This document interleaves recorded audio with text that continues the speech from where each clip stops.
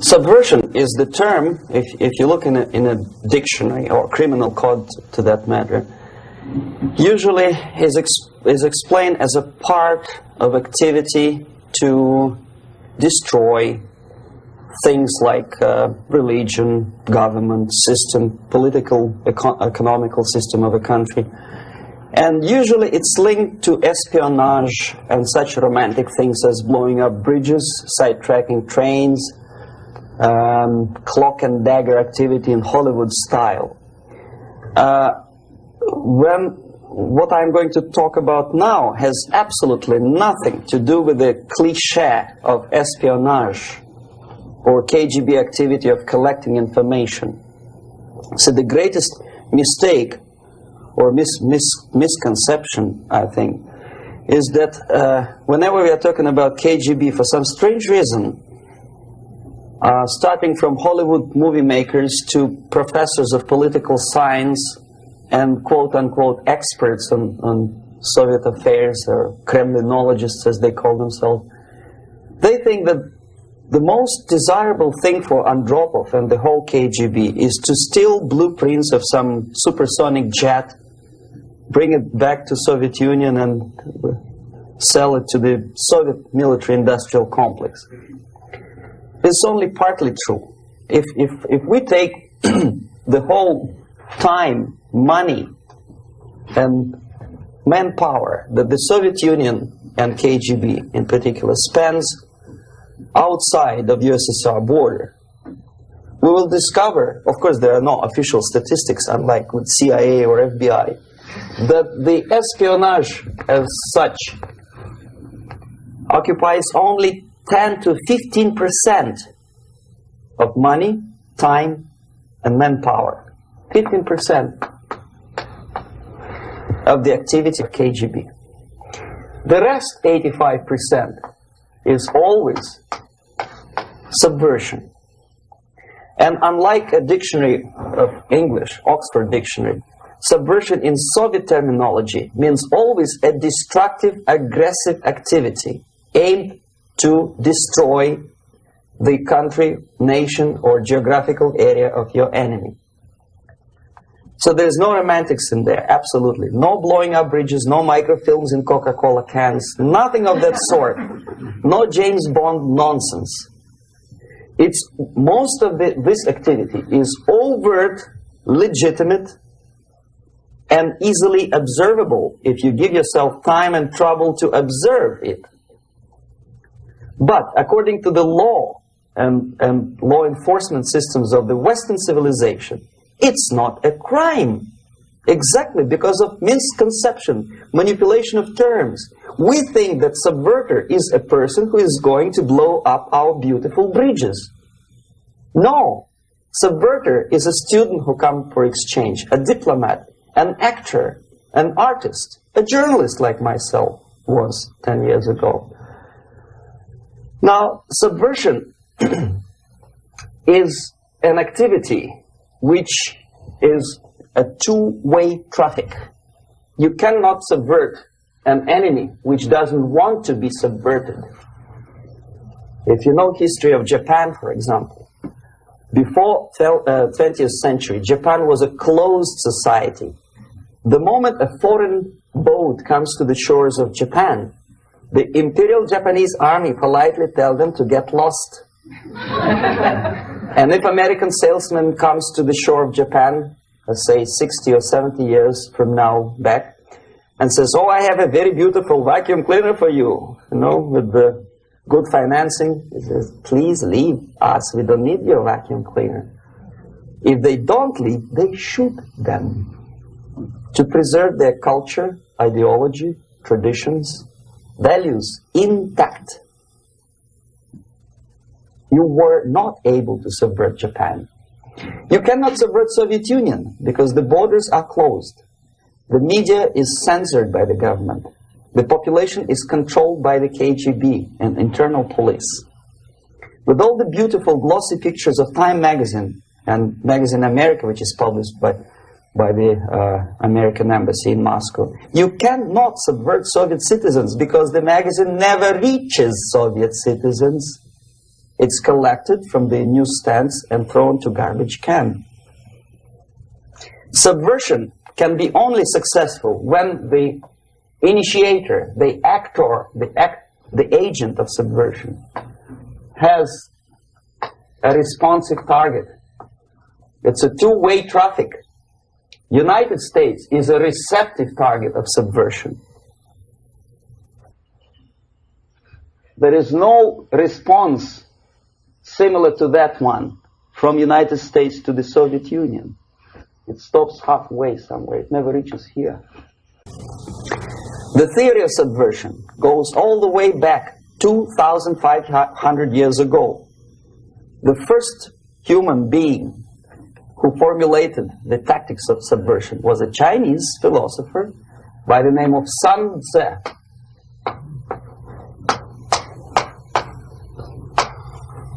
2,500 years BC. He was an advisor for several imperial courts in ancient China. And he said, after long meditation, that to implement state policy in a warlike manner, it's the most counterproductive, barbaric, and inefficient to fight on a battlefield. You know that war is continuation of state policy, right? So if you want successfully to implement your state policy and you start fighting, this is the most idiotic way to do it.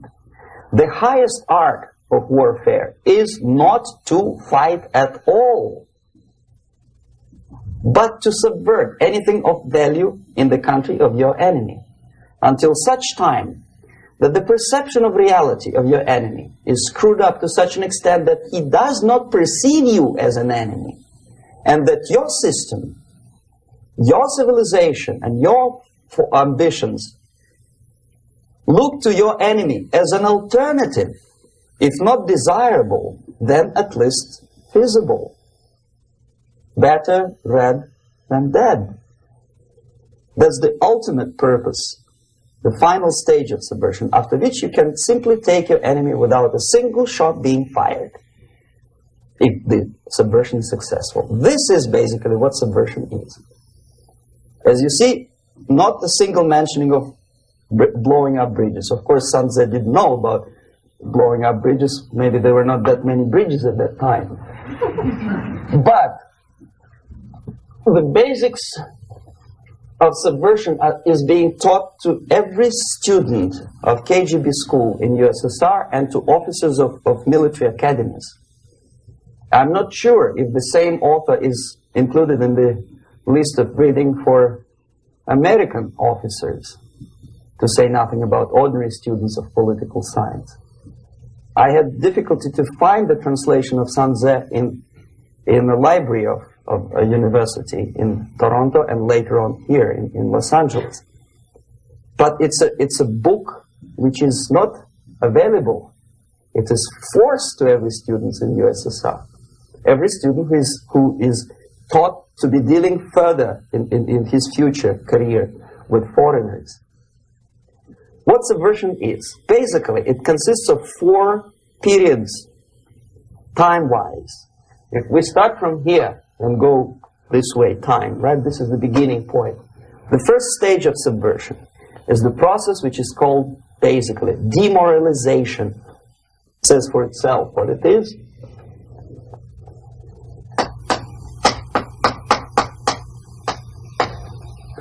It takes from, say, 15 to 20 years to demoralize a society.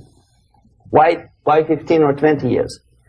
This is the time sufficient to educate one generation of students or children. One generation, one lifetime span of a person, a human being, which is dedicated to study, to shaping up the outlook, ideology, personality.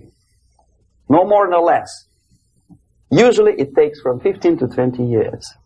What it includes? It includes influencing, or by various methods, infiltration, propaganda methods, direct contacts, doesn't really matter. I will describe them later. Of various areas where public opinion is formulated or shaped.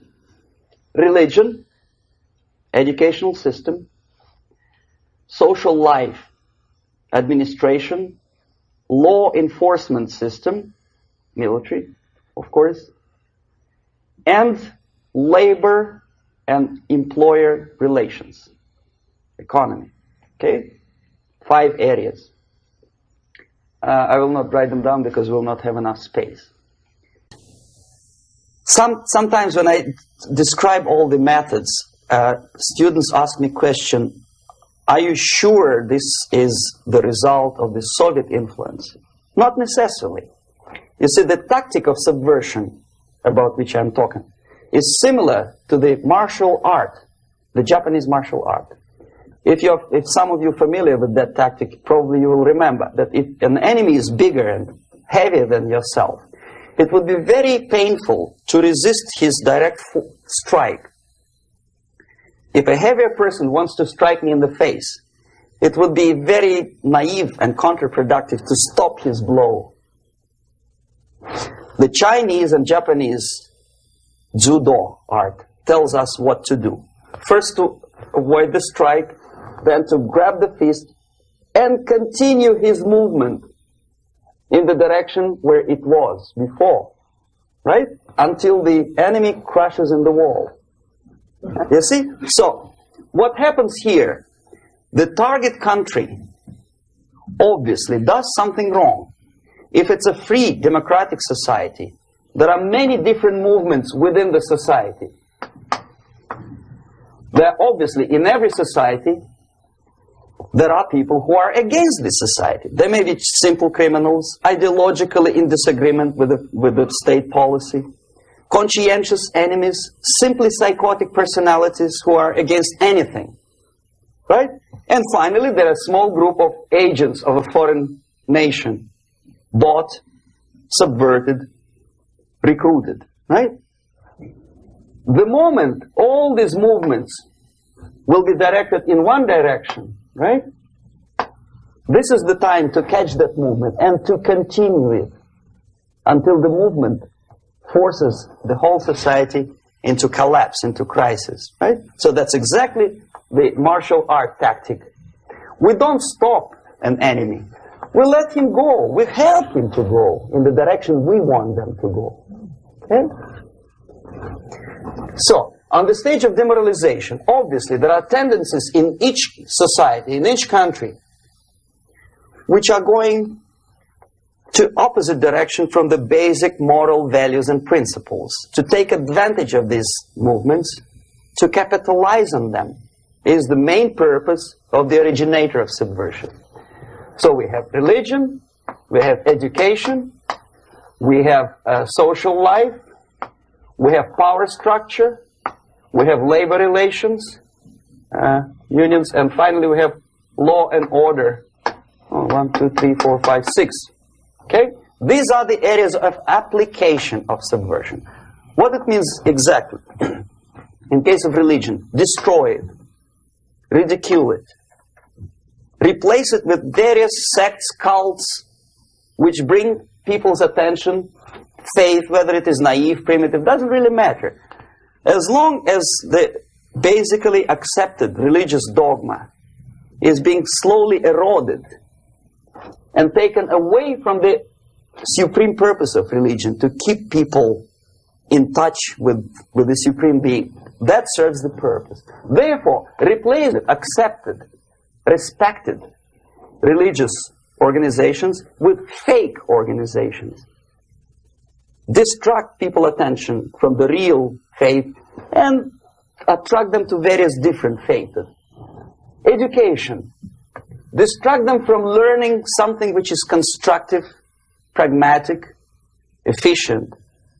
Instead of mathematics, physics, foreign languages, chemistry, teach them history of urban warfare, natural food, home economy, your sexuality, anything, as long as it takes you away, okay, Social life. Replace traditionally established institutions and organizations with fake organizations. Take away the initiative from people. Take away the responsibility from naturally established links between individuals, group of individuals, and society at large, and replace them with artificially, bureaucratically controlled bodies.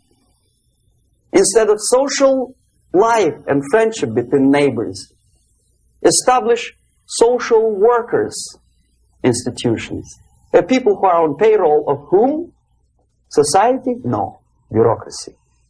The main concern of social workers is not your family, not you, not social relations between groups of people. The main concern is to get the paycheck from the government. What will be the result of their social work doesn't really matter. They can develop all kind of concepts to show to the government and to the people that they're useful. Okay, away from the natural links, power structure. Okay, the natural bodies of administration, which are traditionally either elected by people at large or appointed by elected leaders of society, are being actively substituted by artificial bodies. The bodies of people, groups of people, whom nobody elected. Never. As a matter of fact, most of the people don't like them at all, and yet they exist. One of such group is media. Who elected them?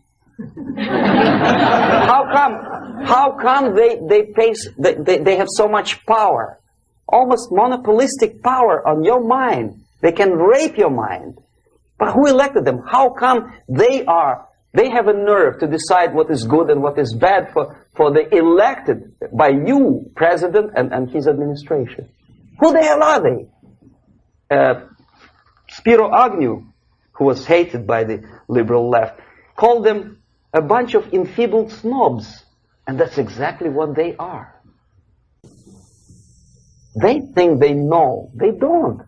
The level of mediocrity. In a big establishment like New York Times, Los Angeles Times, major television network, you don't have to be excellent journalist. You have to be exactly a mediocre journalist. That's easier to survive. There's no competition anymore. You have your good, nice income, $100,000 a year. That's it. Whether you are better or worse doesn't really matter anymore. As soon as you're smiling to the camera and do your job.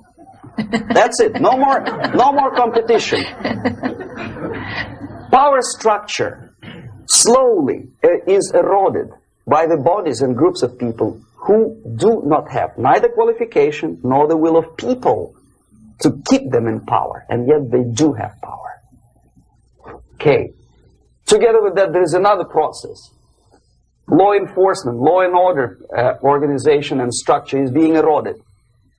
For the last 20, 25 years, if you see old movies and new movies, you can see that in new movies, a policeman, an officer of the United States Army looks dumb, angry, psychotic, paranoid. A criminal looks nice, kind of, well, he smokes hash and shoots the whatever drug, but basically he's a nice human being. He's creative. And he's unproductive only because society oppresses him. Whereby a general of Pentagon is always, by definition, a war maniac. A policeman is a pig, rude policeman. He abuses his power. No? A generalization like that. The hatred, the mistrust to the people who are supposed to protect you and enforce law and order. Moral relativity. The Angelo Buono process lasted 2 years in Los Angeles. And yet there are still some lawyers who say, look, he's a nice character, as a matter of fact. There was some witness who said, also a criminal, who said, well, he's a nice guy. I asked him one day to burn a house of my enemy, and he wouldn't do it. Nice fella. Erosion. A slow substitution of basic moral principles, whereby a criminal is not a criminal, actually. He's a defendant. Even if his guilt is proven, there is still a doubt to kill or not to kill, to be or not to be. Thou shalt not kill, yes, but this line may not necessarily be applicable to a murderer. Thou shalt not murder. That should be the presumption, not that thou shalt not kill. Okay, labor relations. At this stage, within 15 to 20 years, we destroy the traditionally established links of bargaining between employer and employee. The classical Marxist-Leninist theory of natural exchange of goods. A person A has 5 sacks of grain and person B has 5 pairs of shoes. And the natural exchange without money is when they bargain between each other. And only with the introduction of the third force, C, an entirely third foreign stranger who says, no, don't give him 5 sacks of grain, give it to me. And you give me your 5 pairs of shoes and I will distribute it accordingly. So that the economy will go. This is the death of natural exchange, death of natural bargaining. Well, trade unions were established 100 years ago. The objective was to improve working conditions and to protect the rights of workers from those employers who were abusing their right because they had more money. Objectively, at that time, initially, the trade union movement did work. What we see now is that the bargaining process is no longer resulting in the compromise, which is leading objectively to betterment of working conditions and increase of salary. What we see is that after each prolonged strike, the workers lose. Even if they have 10% increase of their salaries, they cannot catch up due to inflation and due to missed time. More than that, millions of people suffer from that strike because economy now is interdependent. It's intertwined like one body. If previously steel workers, say 100 years ago, could strike and nobody would suffer, now it's impossible anymore. If a garbage collector strikes today, the rest of the multi-million city is stinking. I mean, there's no more service. In Quebec, for example, we had the electricians who were on strike in the middle of winter. You can freeze your bottom, and they still were on strike. Did they catch up with the salary? No, they lost. Who benefited? The leaders of trade union. What is the motivation for strike? Improving of workers' condition? No, obviously it's not. Then what is it? Ideology. To prove to these capitalists. And the obedient horde of workers, like sheep, follow these people. And they cannot disobey. Why? Because if they do, you know what happens to them. Pickets, murders, shooting truck drivers by picketers. In Montreal, for example, I saw with my own eyes when I was correspondent of CBC International, Canadian Broadcasting Corporation, when the workers of aircraft factory destroyed computers and the equipment in the factory. And the administration employed strike breakers. Their cars were turned upside down and burned. Their houses were burned. Their kids were intimidated. And some victims were there. Of that we can be sure. Why? To improve conditions of workers? No. Ideology. Okay, so this is what happens basically. It may or may not happen without the help of the Soviet Union. But the natural tendencies are being greatly taken advantage of and capitalized by the Soviet propaganda systems. How? Whenever trade union strikes, we have influx of propaganda, mass media, ideological dissemination. The workers' right, and we repeat it like parrots. Yes, workers' right. Whose rights? Workers? No. The only freedom of worker to sell his labor according to his own desire and will is taken away from him. By whom? By trade union boss. Unlimited power is given. Responsibility. I want to sell my labor not for $2.50 an hour, but for $2. I don't have right. My freedom is denied to me. I know that if I sell my work for $2 an hour, not for $3 an hour, I will compete better with the other guy who is lazy and more greedy. I don't need $3. I need only $2. No, I was made to believe by media, by business, by advertising agencies that I need more and more and more. Have you ever heard any advertising on TV to consume less? No. No way. Whether you need a six-cylinder car or not, you have to buy it. And hurry up.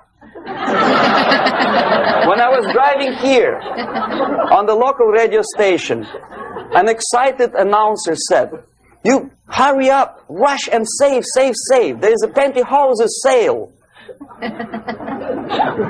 Save by buying more. See? Of course. It would be too naive to expect that KGB makes that advertising agency to do such a crazy commercial. No, of course not. But what we did when I was working for Novosti Press, we would snow plow editorial offices, student organizations, religious groups with literature of class struggle. If not directly Marxism-Leninism propaganda, then a propaganda of legitimate aspirations of working class, betterment of life, equality. Equality, mind you. President Kennedy once said, we will make America to believe that people are born equal. Are people born equal? Is there any mentioning in the Bible or any other holy scripture in any religion, if you don't believe me, go to the library and check it. There is not a single word about equality. Just the opposite. By your deeds, God will judge you. What you do is important. The merit of your personality. You cannot legislate equality. If you want to be equal, you have to be equal. You have to deserve it. And yet we build our society on the principle of equality. We say people are equal. We know it is false. It's a lie. Some people are tall and stupid. Others are short, bold, and clever.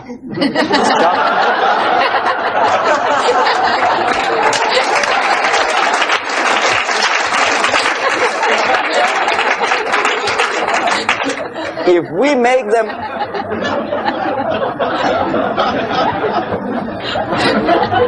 make them equal by force,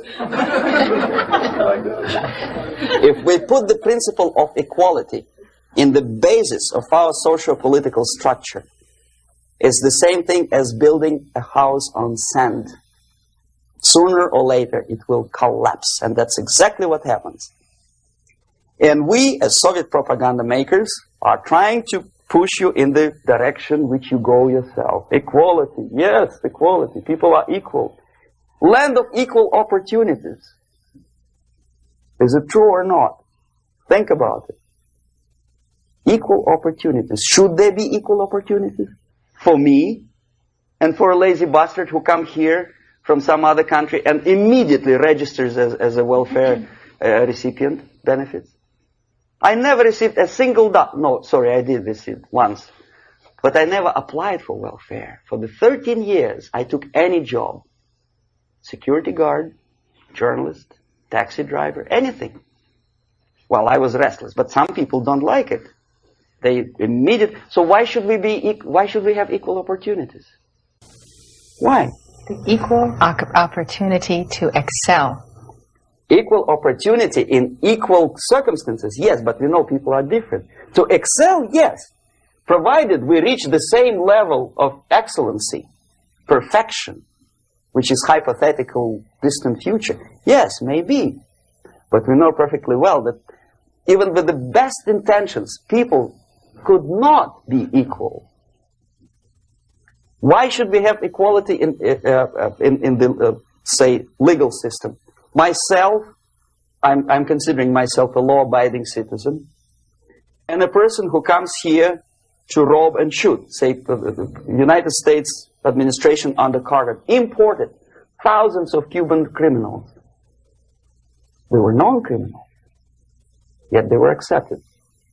Do you think it's fair if myself and my wife from Philippines, who work like excuse me, horse, as a lab technician in a hospital, should have the same rights as a criminal from Cuba? Why? And yet we repeat as parrots, equality, equality, equality.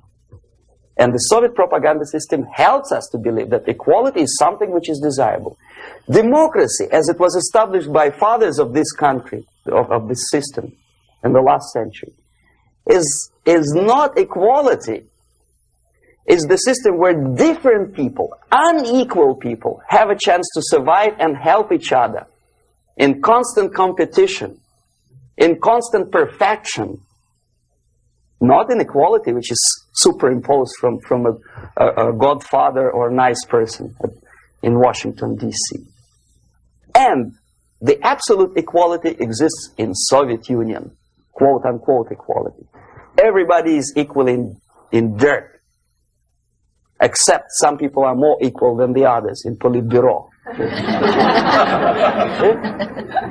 So, the moment you bring a country to the point of almost total demoralization, when nothing works anymore, when you are not sure whether it is right or wrong, good and bad, but there's no division between evil and good, when even the leaders of church sometimes say, well, violence for the sake of justice, especially social justice, is justified in countries like Nicaragua, El Salvador, well, maybe Rhodesia, and we listen to them and say, yeah, probably it's true. Is it true? No, it is not true. Violence is not justified, especially for the sake of quote-unquote social justice introduced by Marxist-Leninists. That is my former colleague from Novosti Press Agency. Okay, so we reach that point. The next step is destabilization.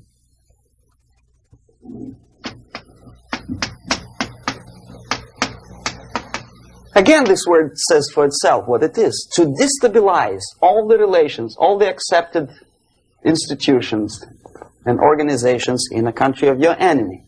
How you do it? You don't have to send a battalion of KGB agents to blow up bridges. No. You let them do it themselves. The area of application is, again, it's narrower now. Not like the previous case.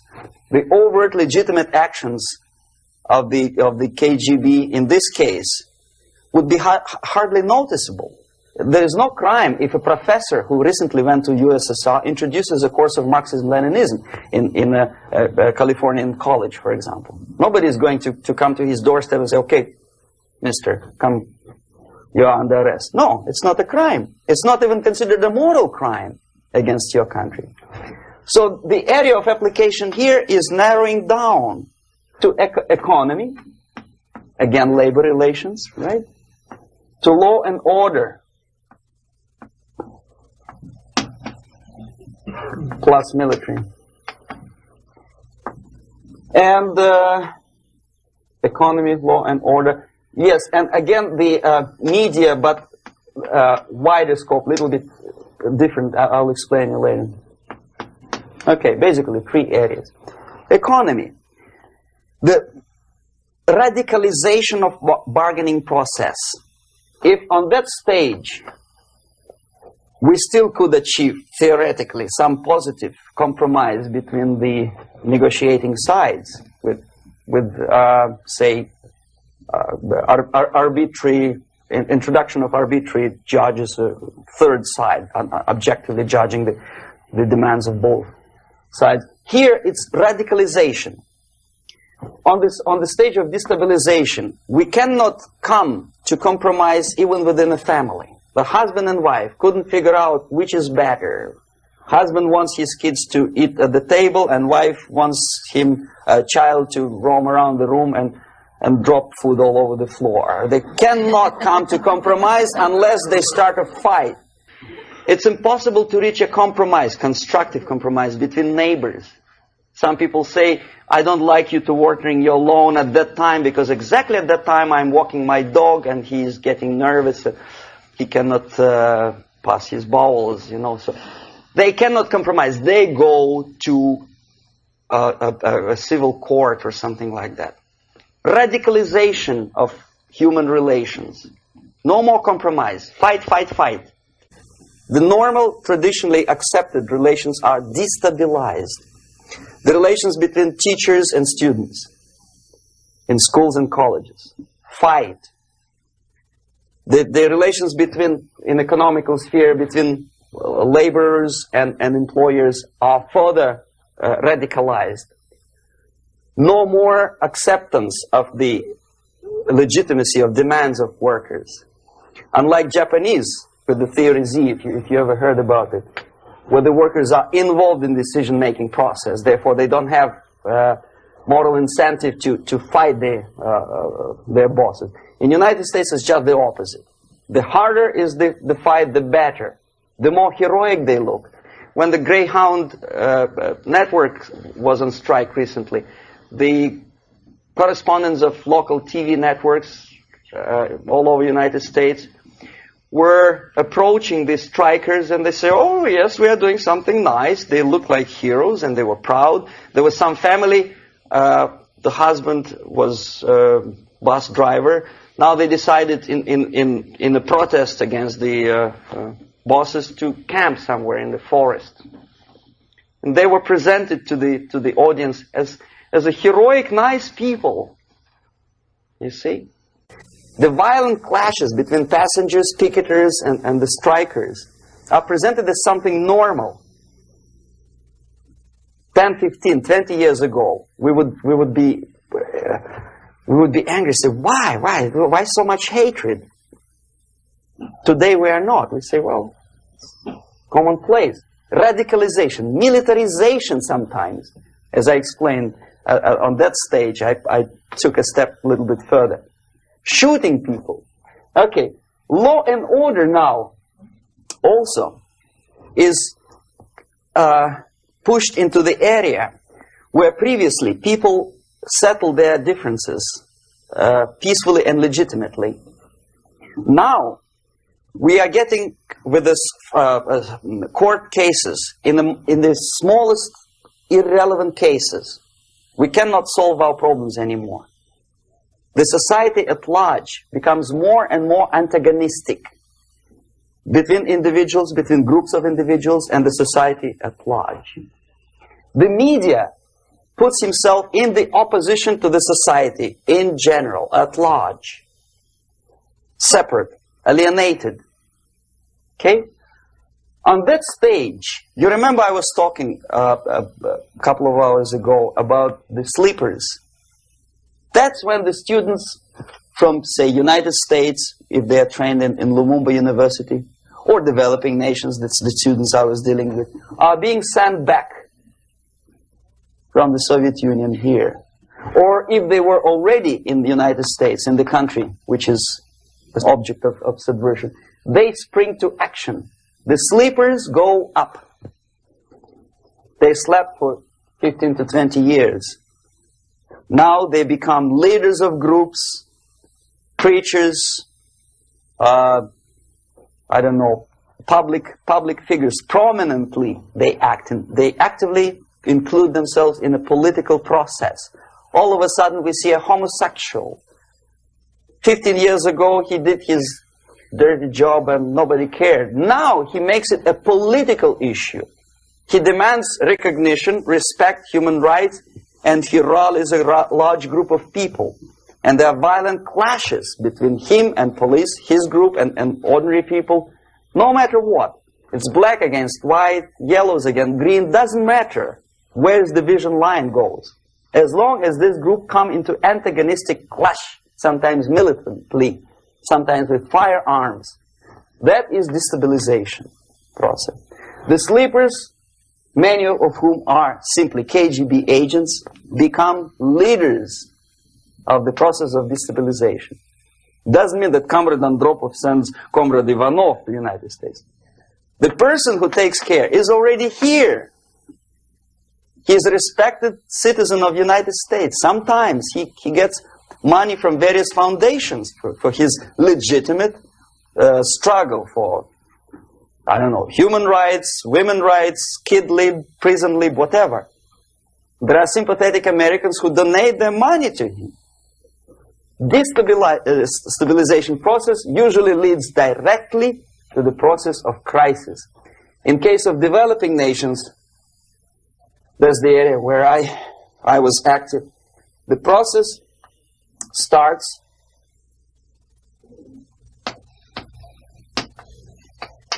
when the legitimate bodies of power, the social structure collapse. It cannot function anymore.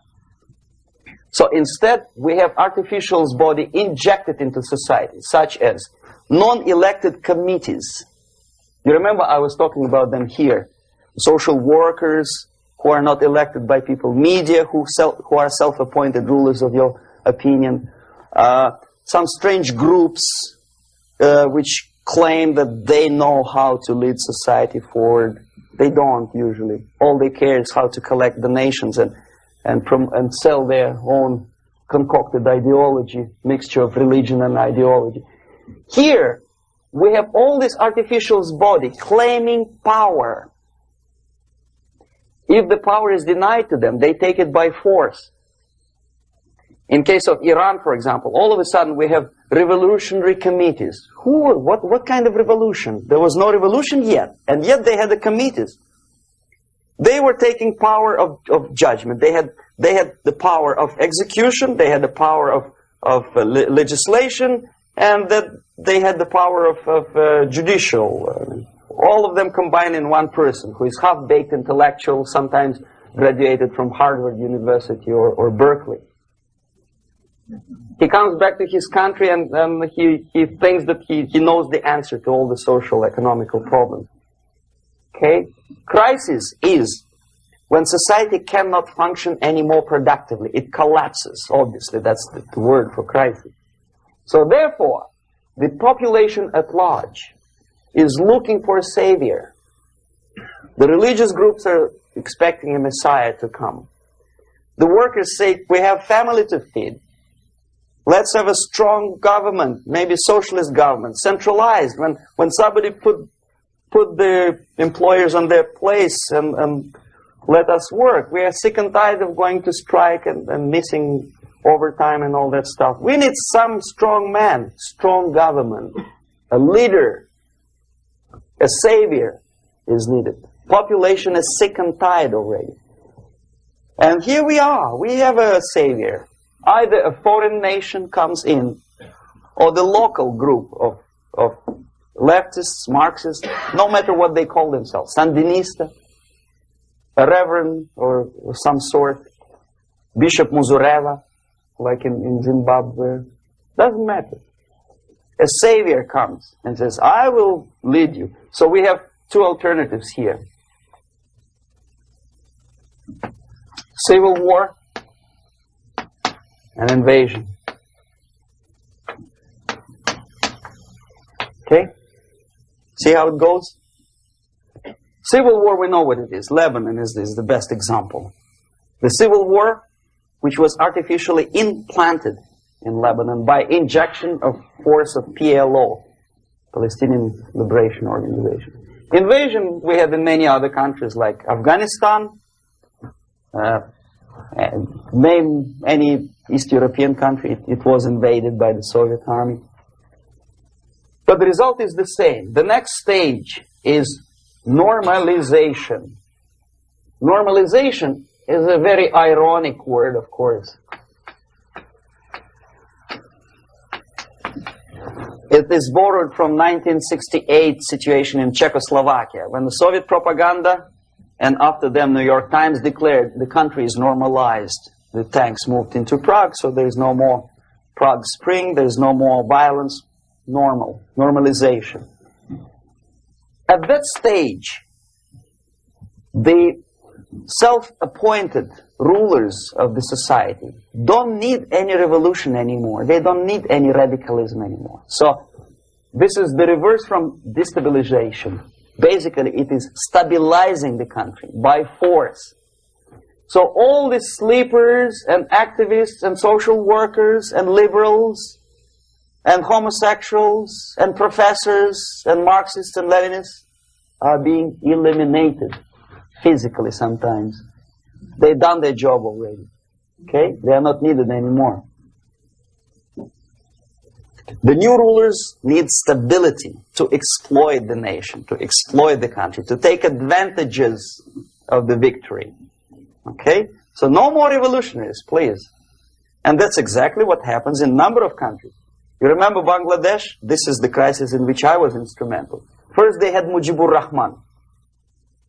In 1971, he was the leader of People's Party, Awami League, with mustache like Stalin. He was in Russia many times. In 5 years, he was shot by his former colleagues, Marxists. He fulfilled his function. In Afghanistan, it happened 3 times. First there was Taraki, then there was Amin, now there's Babrak Karmal. They killed each other successively, one after another. The moment he fulfills his duty, the first one demoralized country, the second destabilized, the third one brought it to crisis. Goodbye, comrades. Babrak Karmal comes from Moscow and put into the seat of power. Same thing happened in Grenada recently. Maurice Bishop, Marxist, was killed by Austin, what's his name, General something, who was also a Marxist. Right? So no more revolutions, please. Normalization now. From now on, no more strikes, no more homosexuals, no more women lib, no more kid lib, no more lib, period. Good, solid, democratic, proletarian freedom. That's it. Now, to reverse this process takes enormous effort. When today, United States had to invade Grenada to reverse the process of subversion. Some people say, boy, this is not good, it's not kosher to invade the beautiful country, island of Grenada. Well, why didn't you stop the process here, when Grenada was just approached by leftists? Why not to prevent Maurice Bishop to come in power in the first place? Did Grenadians want him? Very questionable. They didn't know who was Maurice Bishop in the first place. He came to power by coup d'etat himself. Okay? No, we let the situation develop further and further and further until the crisis and normalization very soon. And then United States decided to invade country, discovering that the country was absolutely a military base for the Soviet Union. Of course it's a drastic measure. Of course it's a pity that Marine Corps had to lose, what, 17 lives. Very bad. Why not to stop the process before it comes to crisis? Oh no, intellectuals will not let you. It's interference into domestic affairs. They're very careful not to let American administration to interfere in domestic affairs of Latin American countries. They don't mind Soviet Union interfering in these affairs. Okay. So to reverse this process, from here, it takes only and always military force.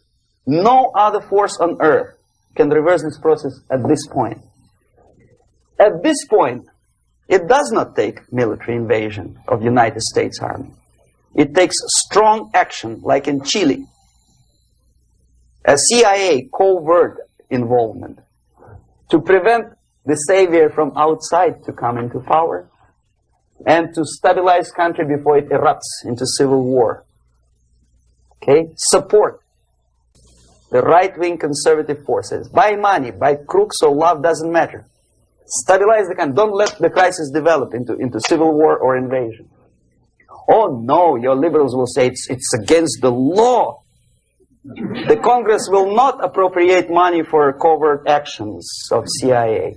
Why not?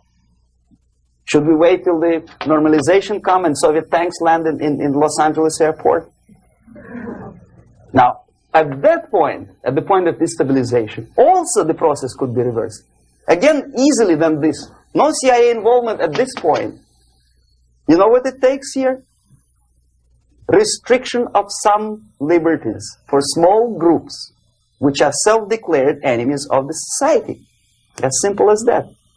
Oh no, the media and liberals will tell you this is against the American Constitution. How can we, by force, deny the civil rights to criminals, for example? It's not good. Okay? So we allow them to. Okay, if you allow the criminals to have civil rights, go on and bring the country to the crisis. This is a bloodless way to do. Curb the rights. I mean, not to put them in prison. No, I'm not talking about putting all the gays from San Francisco in the concentration camp. Do not allow them to take political force. Do not elect them to the seats of power, whether it is municipality level, state level, or federal level. It has to be beaten in the heads of American voters that a person like that in the seats of power is an enemy. Do not be afraid of this word. It is an enemy. If he is not an enemy here, he will be here. Later on, he will be shot, of course. But at this point, he is an enemy. Okay? You are doing great service by denying him a right to capitalize on his own crazy ideas and become a powerful man, a man who uses the seat of power. Restriction of certain freedoms and permissiveness at that point would prevent sliding into crisis and probably will return the process of destabilization. To curb unlimited power, monopolistic power of trade unions, here, at that point, would save economy from collapsing.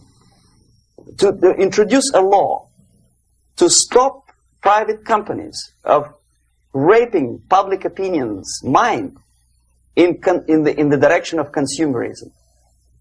No company must have a right to force you into buying more unless you want it. There must be a law. You want to advertise your car? Okay.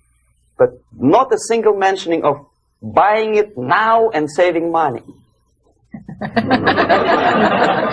It must be against the law to force people to consume more. Self-restraint. Previously, before this process started, the self-restraint was a business of church, religion.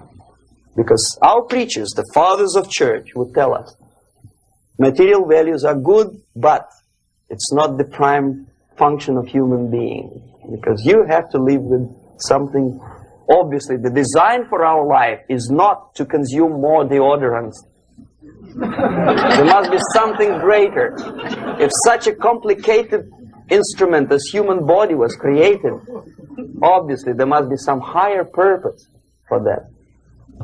And it's very easy to avoid destabilization by denying the greedy companies one little freedom, one little liberty, forcing you into turning yourself into processors of unwanted products and goods. They turn you into machines, like the worm who there's inlet and outlet. So, and how long an average appliance lasts these days? Less than a year. Why? Where's workmanship? Oh, we want you to buy more. Okay. Destabilization process could be easily overcome if, as I say, the society, by its own will or after persuasion by the leaders, will come to the idea of self-restraint. It's so hard, we want to consume more, but you have to. Unless you will come to this stage, when, as we say in Russia, if Sahara Desert ever becomes a communist state, there will be shortage of sand. So you have to curb your... You have to curb your expectations at this point before it's too late. But no, we don't want to do it. Demoralization process. Again, it's the easiest thing to reverse. First of all, by restricting import of propaganda. The easiest thing to do. Unlimited, unrestrained import of Soviet literature, Soviet journalists, giving Soviet propaganda and ideological agitators equal time on American TV network. It has to be stopped. And it's easy. They won't be offended, mind you. As a matter of fact, they will respect America more. But when my former colleague Vladimir Posner appears on Nightline And Ted Koppel asked him, well, Vladimir, what do you think about this? And what can he think? He is an instrument of propaganda. He thinks what Comrade Andropov tells him to think. He's just a nice, articulate mouthpiece of the Soviet subversion system. And Ted Koppel makes you believe that my friend Vladimir Posner thinks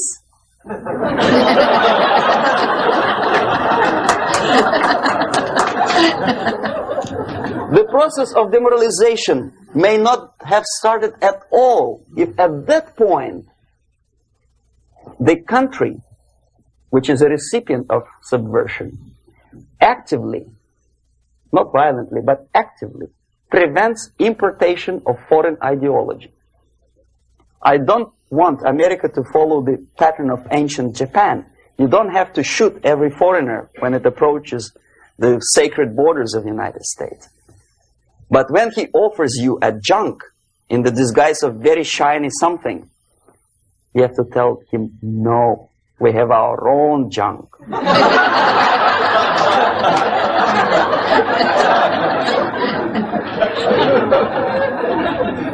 If at that point the society is strong, brave, and conscientious enough to stop importation of ideas which are foreign, then the whole chain of events could be prevented. Recently I've been to Philippines, and I was shocked how in big cities like Manila, children listen to deafening music. A melodious nation with long traditions of good, nice ethnic music, introduced by Spanish long time ago, maybe 2 centuries, 3 centuries ago, I don't remember how long. All of a sudden listen to musical garbage, blasting their radios at full blast, at full volume. Why? In India, I spent many years watching the reactions of Indians walking out of movie theaters after seeing Hollywood production. They couldn't figure out why Americans are so wasteful. They smash their cars, their shiny cars, every 5 minutes. How come they shoot each other for $500,000? Is it true that they are so obsessed with sex? Can you imagine showing a movie where each 5 minutes there's a copulation on the screen to a country like India with long tradition of respect to these private matters, or to Pakistan? And United States expect these people to respect you? No way. Oh yes, they will see the movie, they'll pay 5 rupees to see that garbage, but they walk out and will tell their kids, don't respect Americans, don't be like Americans. See? So, the process of demoralization could be stopped right here, both as an expert and as an import. And that takes one step, one very important thing to do. You don't have to expel all the KGB agents from Washington, D.C. The most difficult and at the same time the simplest answer to the subversion is to start it here and even before, by bringing back the society to religion, something that you cannot touch and eat and put on yourself, but something that rules society and makes it move and preserve it. A Soviet scientist, Shafarevich, who has nothing to do with religion, he is a computer scientist, did a very intensive research on the history of socialist countries.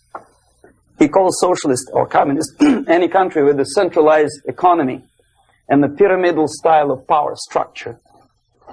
And he discovered, actually he didn't discover it, he just brought to attention of his readers, that civilizations like Mohenjo-Daro in the river Indus area, like Egypt, like Maya, Incas, like Babylonian culture, collapsed and disappeared from the surface of Earth. The moment they lost religion, as simple as that, they disintegrated. Nobody remembers about them anymore. Well, distantly. So,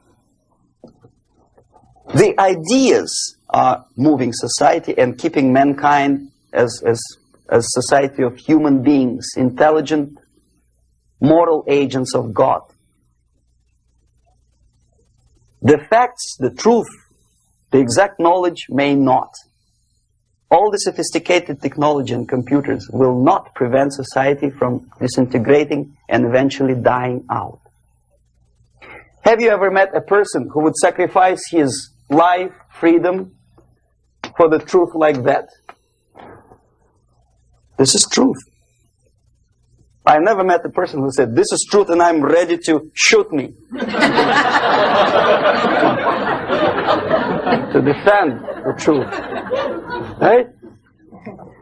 But millions sacrifice their life, freedom, comfort, everything for things like God. Like Jesus Christ. It's an honor. Some martyrs in the Soviet concentration camp died. And they died in peace. Unlike those who shouted, "Long live Stalin," knowing perfectly well that he may not live long. Something which is not material moves society and helps it to survive. And the other way around. The moment we turn into 2 by 2 is 4 and make it a guiding principle of our life, our existence, we die.